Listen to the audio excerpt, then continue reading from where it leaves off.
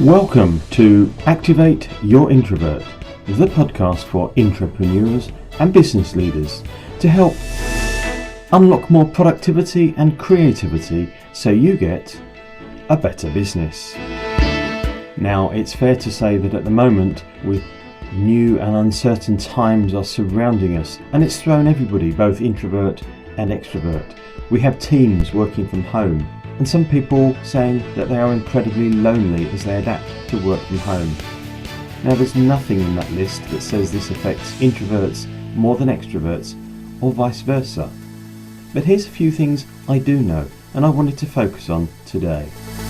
Many teams are now having to be managed remotely, perhaps for the first time, and that's a strain on the leader and the team members.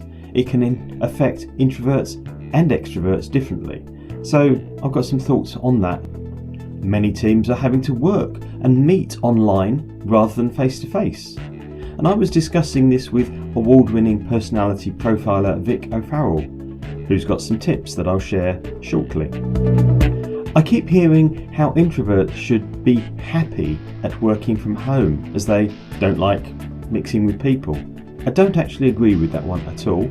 So I asked a friend and fellow expert introvert coach Aoife Lennox for some ideas on feeling isolated and working from home. And finally, dealing with staff issues when working remotely, new challenge for many of us.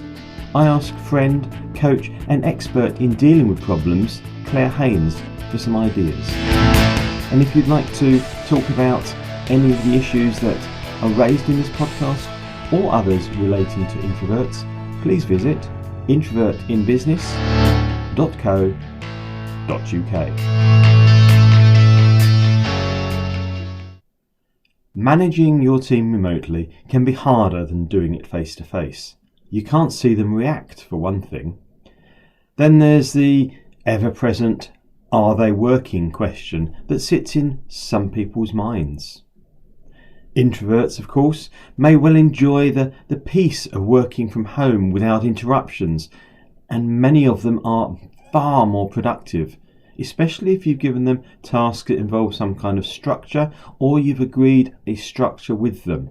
So, agree structured tasks, most importantly agree deadlines and how you're going to check in so that they don't think you're micromanaging and you don't think you're interrupting them at home. Extroverts, of course, prefer tasks that involve more conversation and collaboration. Can you delegate those? Either way, it's really important to agree those deadlines and how you'll check in. Otherwise, you are just left not knowing if they're doing things, not wanting to micromanage, or standing right off, which is always far worse. One of the things you could try using is project management software, where you can both access their jobs, tick them off, add comments, etc. so that you're both interacting virtually. Things like Asana, Monday.com or Microsoft To Do, which is the free option, work very well. Now, it can be a great idea to catch up daily, both for checking in work-wise, but also for allowing the social interaction, the team glue that you want to keep working. How can you replicate the water cooler conversations, perhaps as part of a daily team meeting? If you had them weekly before, I strongly recommend daily sessions now. Keep them much shorter so that everyone's not fed up and you're not all wasting time. Meetings, of course, electronically can present their own problems. And I wanted to pick out 4 points from an interview I had on podcast with Vic O'Farrell. The first thing was, why is this more of a problem than normal for the extrovert and the introvert interaction? You and me, one-on-one, we know I'm an extrovert, you're an introvert, so we can have this conversation quite normally. But you put two people on that don't know what each other's style is, and just a two-way conversation can be very extrovert heavy. And then you chuck in the mix of a whole team, and I just feel that the extroverts are not giving the introverts time. The problem then is similar to the face-to-face one, apart from the fact that it's much, much harder to be dealing with the fact that some people will talk more than others and some people will naturally keep quiet. So I went on to ask for Vic, what's the first tip in dealing with that? What would you say is the first rule of running a remote team meeting? First of all, the host, so whether that is the team leader, the manager, another member, whoever's hosting it, has to set rules and boundaries, and we have to have discipline in those meetings. So, there you have it. An extrovert talking about rules and boundaries. Amazing.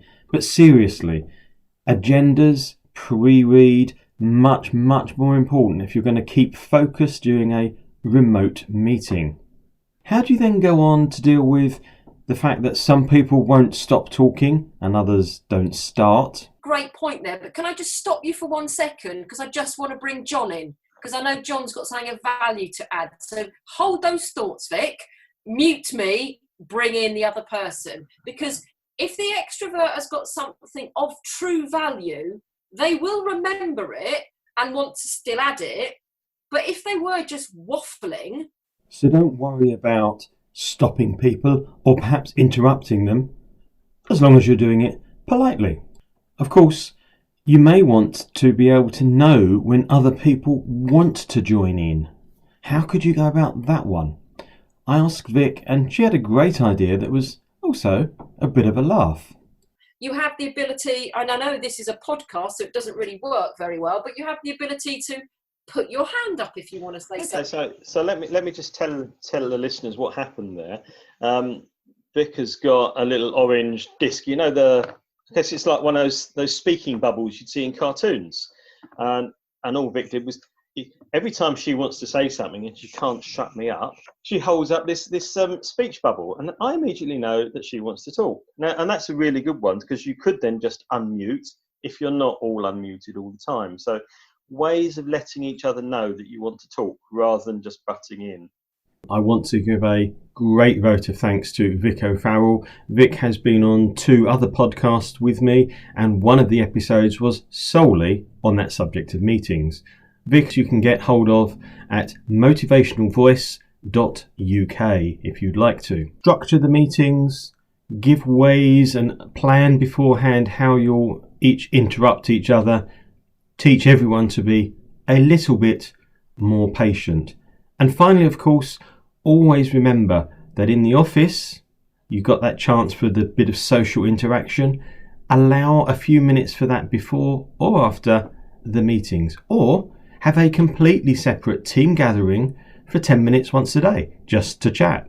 The one thing which has been said a lot lately is that introverts must be loving all this free time at home. Well, I disagree. But number 2, as a result of discussing it with several people, you begin to realise that we can all be lonely, including introverts. So I turned to a good friend and introvert coach, Aoife Lennox, and asked Aoife about this very subject.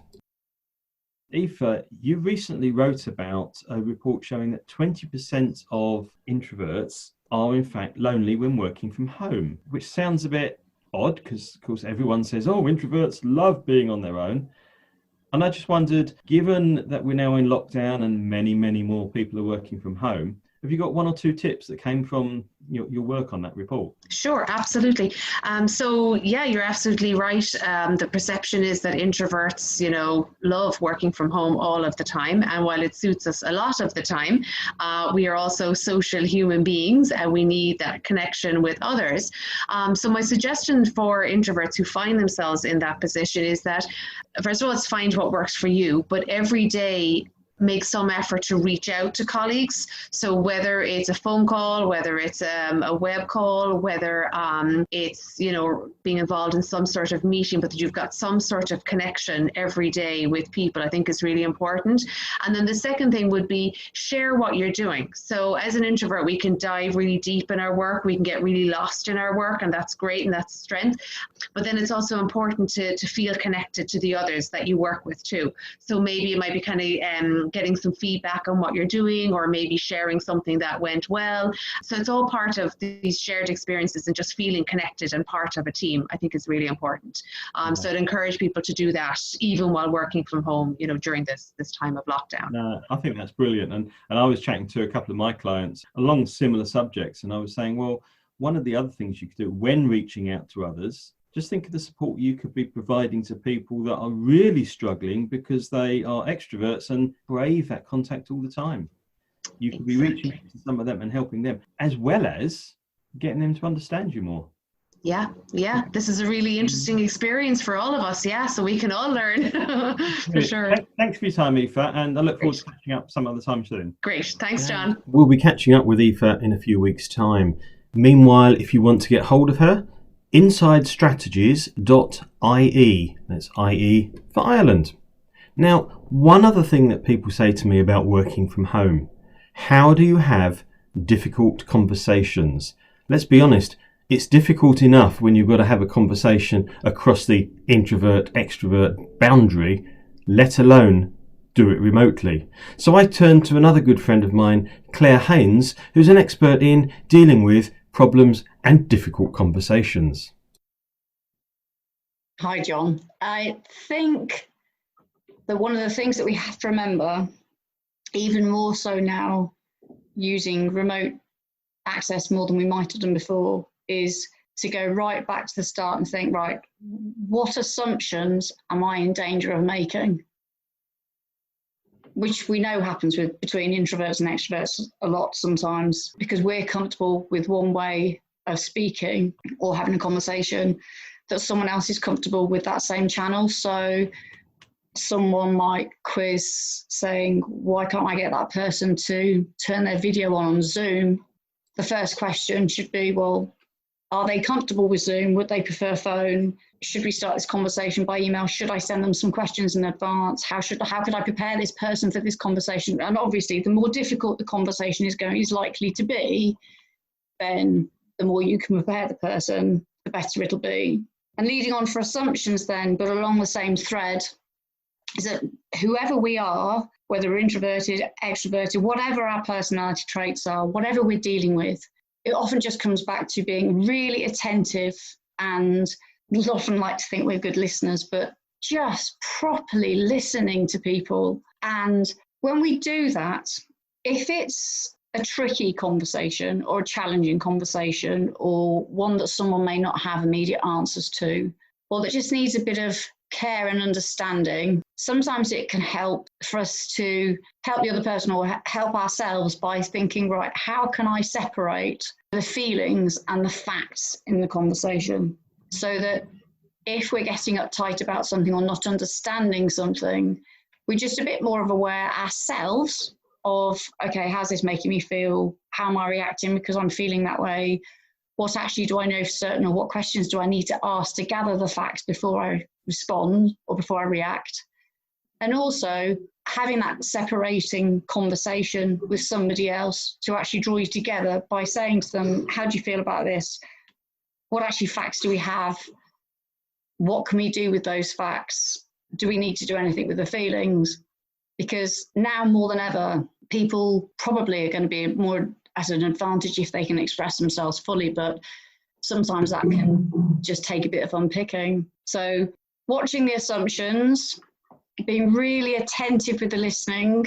You don't have to be especially skilled, just really attentive. People know and are grateful when you're attentive, and separating the feelings and facts in a conversation. Thank you. What brought that to life was this introvert, extrovert assumptions and feelings, because that is one of the big places where people do make assumptions.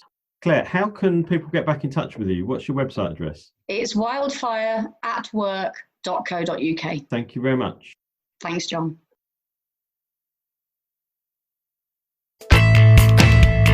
Thank you for listening to Activate Your Introvert, and I hope you've enjoyed this week's episode. I'd love to see your reviews on the iTunes store. Thank you once again, and catch up with you next week.